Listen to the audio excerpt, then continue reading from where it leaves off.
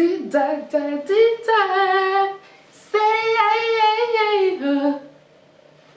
JK is giving me life. Hey girls, welcome back to my channel. If there's one video that I've been asked a gazillion times to make, is how to move as an au pair. Well, I moved to Sweden as an au pair, and because of that, some of you know me as the retired nanny. If you'd like to know this information, just to consider it, sit down, grab a cup of tea, and let's get started. But of course, before we go far, I would kindly request you subscribe. Please turn on your notifications. I love my notification gang. Please follow me on Instagram as well at Otieno Rachel. Or Rachel Otieno, just search me, you will see me there. Yes, it's the same photo. Okay, if you want to move to Sweden as an au pair, maybe because you find it to be more of a safer way, if you're not ready to, like, maybe you don't have money to pay school fees, or maybe your grades were not all that to give you a scholarship, or maybe you're not willing to take the risk of meeting someone online who you don't know to live with, whatever. It's a safer way to go about it. I think it's the fastest way to move abroad if you do it right. The hardest part of this process, honestly, is to find a host family. And host families, you find them online. I used AuPairWorld.com, but you can also use AuPairWorld.net. I would recommend, if you are having a hard time to reach families, is to pay. Like, if you want it so bad, it's something that is worth investing in, so you're able to send messages directly to host families. I would encourage you that if you go through this and maybe you feel like discouraged, maybe you've been speaking to a host family, they've interviewed you and then they ghost you, because that happens a lot. Please don't give up. That happened to me a lot, and just know that it's part of the process, and maybe people chicken out or whatever. So if a host family ghosts you, you know what you do? Find another one. You don't give up. You don't give up there. You keep going. I'll just tell you that when you do this thing right, it is so short. The whole process took for me 2 weeks. It took about 3 days to have my response from immigration. Then I went for my biometrics, I booked time, and then it took about a week or so for them to send me my residence card, and within a month I was able to travel. It's really important to know that in Sweden there's something called personal number. So I would recommend, because your au pair contract is usually just a year, I would recommend that you come here at least a week before that contract starts, or 2 weeks before that contract starts, just to be safe. And remember to write this in your application, please. Tell them you'd like to travel 2 weeks before your time starts. It is really important. I cannot stress on that. Your life will be completely different in Sweden, because there's a really weird law. Like, if you're here for more than a year, you'll get a personal number, and it should be like a year and a day. If you're here exactly for 1 year, Sweden, I'm afraid you won't get that number, and your life can be a little bit difficult. That if you know this, honestly, if there's any important information that you're going to get if you're coming to Sweden, it's this one. Come here before your contract begins, and your contract is going to last for a year. 2 weeks before, to be safe. You can click off this. Now, you can click off this, but always remember that. Okay, so when it comes to au pair contract, there's no specific contract that you have, but you can use, there's normal work contracts available, a template online. But it doesn't matter really, because if, for instance, you feel like you don't feel comfortable with this family, usually happens. It happens a lot. You're allowed to terminate it within 2 weeks, or you're even allowed to terminate it immediately.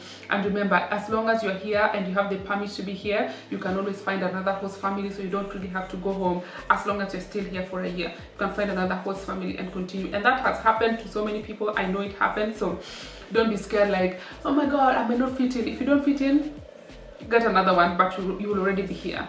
Your working hours is supposed to be 40, maximum 40 hours including school, 40 hours per week including going to school, which is about 5 hours per day or something like that. And your job is basically to help the kids with their language, with their homework. You're not supposed to be their house girl. They might turn you into it, but that's not your job, to be honest. Your job is to be there, help. You can help a little bit with the house chores. Anyway, we move. Next is the money. When it comes to money, you're supposed to be paid 3,900 crowns. That's about before tax. And your host family is responsible for paying your taxes, because that's how it works in Sweden. Your employer pays your taxes. Remember to remind them to pay your taxes, because sometimes people just neglect it and it's terrible. When it comes to your stay, it's upon the host family to prove that they can accommodate you, and usually it's required that they should have like a 3-room house. So that's living room, bedroom and bedroom, so to show that you have space, or they're capable of accommodating you. And listen, the most important thing for the Swedish immigration or whatever is to show that when you come to Sweden, you'll be interested to learn the language and interested to learn the culture. Please remember to write this in your application, that you love cultures, or when they ask you, at some point they'll ask you, what do you plan to do? This is what I wrote. I wrote that when I'm done, when I come back to Kenya, after my AuPair contract, when I come back to Kenya, I'll use my knowledge of the Swedish language and the Swedish culture to expose other children who don't have the opportunity to travel like I do, or just to teach them some of the knowledge that I got from Sweden, because I am naturally interested in cultures. That's what I wrote. And then when it comes to your health insurance and stuff, I was able to get very good insurance stuff. In Sweden, there's health insurance for everyone, so it's really important when you come here. This is information I never knew. Honestly, I did not know this for so long. Like, I was like, it was, I don't know, last year that I knew I was supposed to do this. It took me such a long time, because my host family did not tell me this, they did not tell me about this, and I totally missed it. And honestly, it's bad. Health insurance. So when you come to Sweden, it's really important that you go and register something called Försäkringskassan. Please remind them to do that. It's not automatic, and if they don't register you, it's not good. So kindly, because there's some points or some money that you earn for being registered there, and it somehow compensates for your health insurance. Just go register at Försäkringskassan. It's like the insurance agency. It's a state governed agency, and it helps with your medical stuff. So go register. No, it helps with the insurance, so go register there. Oh yeah, there's some families that maybe they want you to have a driver's license. I had a driver's license, and you need to have the international one that is valid here for a year. Yeah, it's valid here for 1 year. So, but then afterwards you'll have to change to the Swedish, which is story for another day. But yeah, that's the tea. Do that. Get that. Oh yes. So as an au pair, you as the au pair, it's important that you are below 30 years old. So if you're 29, you are a little bit on the line. If you're 30, it's a no, because they're considering that when you're here as an au pair, you should be, the oldest should be 30 years, and they're considering you'll be here for a year. So 29, they'll consider you. If you're already 30, then maybe not, but the age is between 18 to 13, and you should not have kids. But if you do, how will they know? How will they know? At least from Kenya. Yeah, you're not supposed to have kids, and you're supposed to be below 30 years old. If that's basically what you need. They probably ask you about your school, where you've reached with your education and all that stuff. You can tell them. At the time I was already in university, so you can tell them you finished high school and you'd like to continue and learn about other cultures. I mean, you don't necessarily have to have fancy education. No, you just need to show that you have some level of education, in the sense you'll be of benefit to the kids that you're coming to.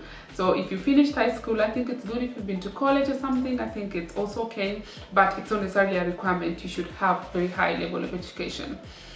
You should be proficient. At least you should be able to speak English in most countries, because they want the kids to be able to learn English. And what's the easiest way to learn English than through family member or someone who's already in the family teaching you the language? Yeah, so that's pretty much it, guys. Like, the whole au pair process, it's so easy, it's so simple. The documents that need to be submitted usually are submitted by the host family. So the host family is responsible for filling in the documents, but if they're tired, they don't want to do it, you can always chip in. Everything can be done online. I recommend you do this thing online, because when you do it online, it goes by so fast. Like, the process is much quicker than if you have to submit actual papers. And usually they just ask them, like, they'll ask documents about their house. Maybe they might ask documents about their income or whatever they just know. But they can either scan it and send it to you, so you send all these things together. For me, I did everything by myself. It wasn't difficult, and maybe I'm a control freak, I just prefer to do things by myself. But if you're not very good with computers or whatever, I don't want to commit to this. If you pay me, I can do the process for you. Like, let me make that clear. But other than that, if you don't want to pay, you can just go online, sit with your computer. It can take you about, the application actually is so short, but maybe it can take you maximum couple of hours, and you'll be done. If you submit the right papers, it will be okay. So that's pretty much it, guys. I think that coming here as an au pair is so easy. The only hassle is to get a host family, and once you have a host family, sweetie, you pretty much have it. When you come here, you're able to kind of figure things out. Don't be scared. Yes, some families are a little bit, they're awful, but I think that it's not so bad, because the Swedish system does protect you a lot. And if that's the case, you can always change family, or you can always find another way. Yeah.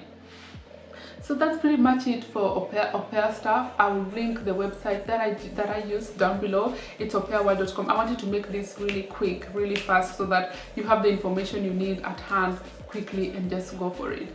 And if you have more questions, please remember to ask in the comments below. I'll be answering comments. I answer all my comments, so put it all down there. I will give you the information. So I just want to wish you good luck, and I will see you next week. If you love it, sweetheart, join the family, subscribe. Okay, love you so much. Bye.